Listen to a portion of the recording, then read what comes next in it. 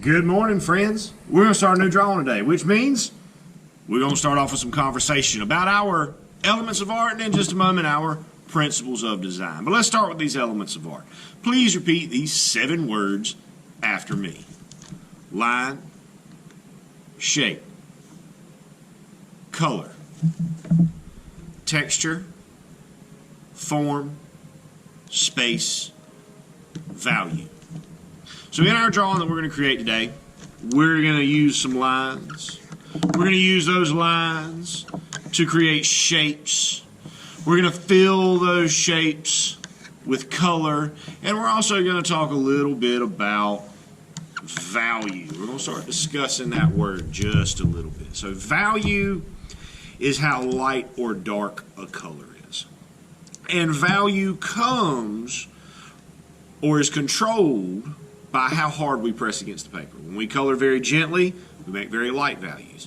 When we color and press down very hard, we make very dark values. When we color with normal pressure, we create what are called midtones. Now we're just going to be focusing on light and dark for the sake of this. That being said, let's move on. Bringing us to our principles of design. So again, there are 7 of these words. Please repeat them after me. Balance, unity, pattern, rhythm, movement, emphasis, contrast. So in this drawing that we're going to start on today, unity is one of the ones we want to talk about. So unity is when everything is working together. Everything is unified. One of the ways that we can create unity is to limit the number of colors we use. So instead of using every color in the box, we're going to pick 5 or 6. And we're going to use just those colors. And that forces us to repeat those colors, to use them in different parts of the drawing.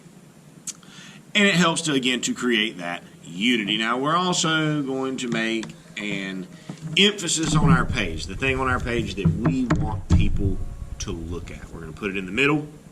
We're going to make it large, and we're going to use these selection of unique, unified colors. So that being said, there are a couple more words that we want to discuss, review, go back over before we get into the drawing. So let's do that now. All right, so we got 3 words that we want to mention. 2 of them are art words.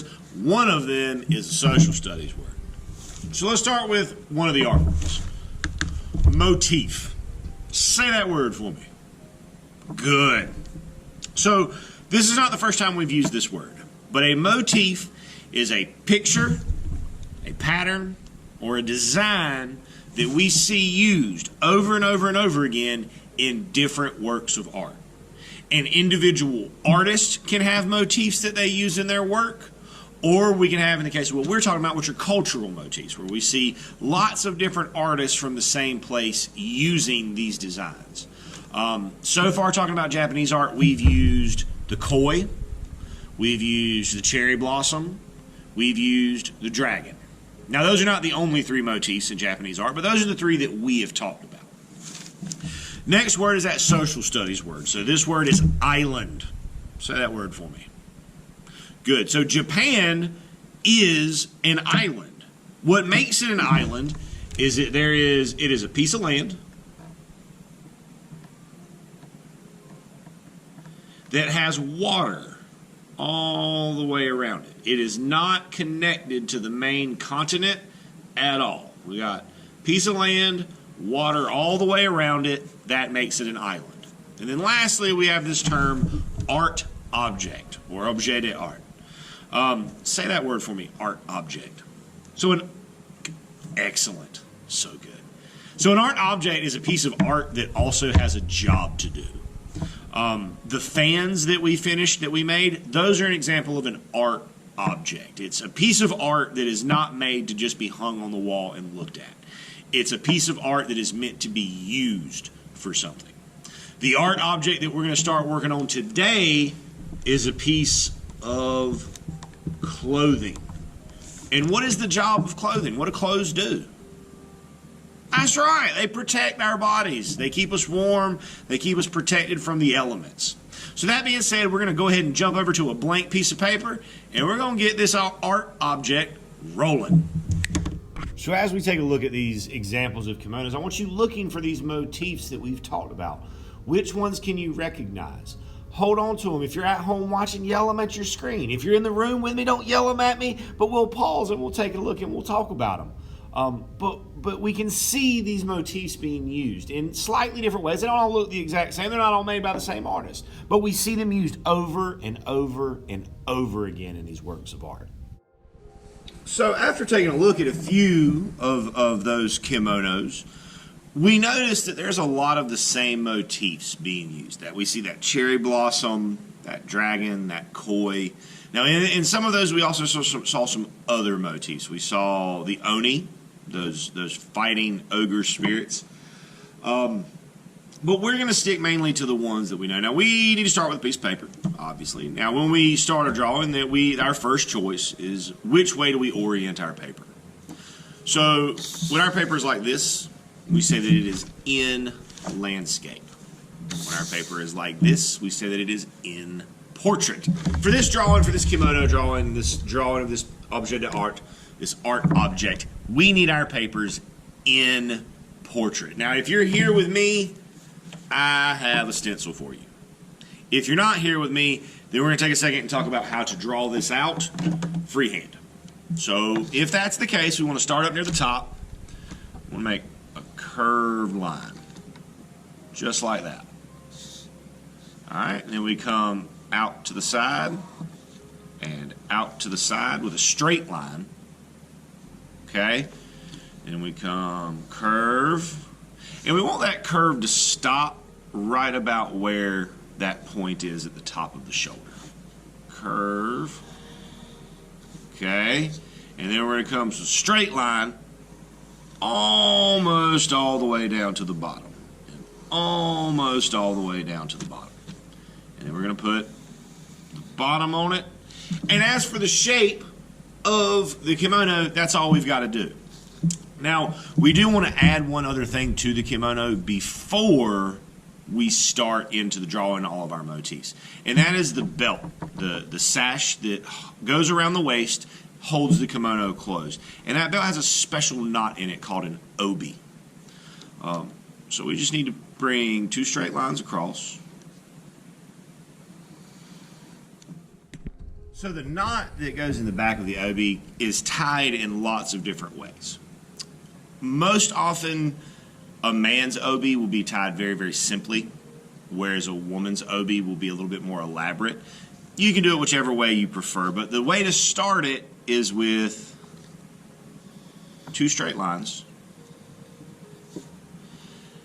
And then if you're going to do a very simple one, we can just kind of, show where it's folded and tucked in.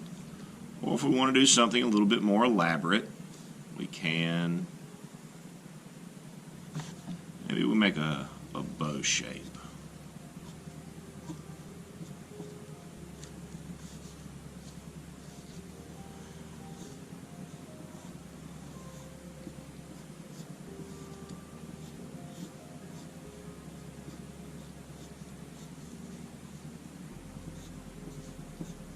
Now then, of course, on mine, I would need to come back and clean out some of these lines.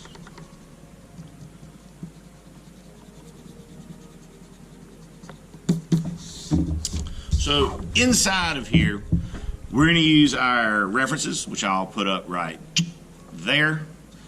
And we're going to add some of these motifs to design our kimono.